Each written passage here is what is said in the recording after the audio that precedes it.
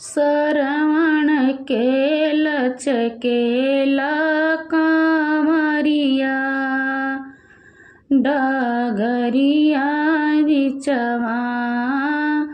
श्रवण के लचकेला कांवरिया डगरिया बिचवा। अंधा अंधिया जी के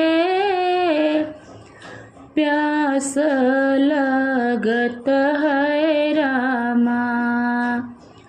अंधा अंधिया जी के प्यास लगत है रामा। खुटिया पे टांगे ले कमरिया डगरिया बिचवा। चंदन गाछे टांगे ले कंवरिया डगरिया बिचवा। श्रवण के लचकेला कंवरिया डगरिया बिचवा। श्रवण के लचकेला कंवरिया डगरिया बिचवा। अंधा अंधिया जी के भूख लगत है रामा। अंधा अंधिया जी के भूख लगत है रामा। चंदन गछिया टांगे ले कमरिया डगरिया बिचवा।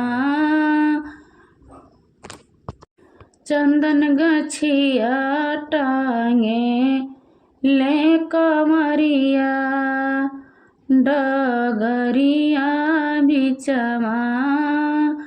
श्रवण के लचकेला कंवरिया डगरिया बिचवा। श्रवण के लचकेला कंवरिया डगरिया बिचवा। अंधा अंधिया जी के नींद लगत है रामा। अंधा अंधिया जी के नींद लगत है रामा।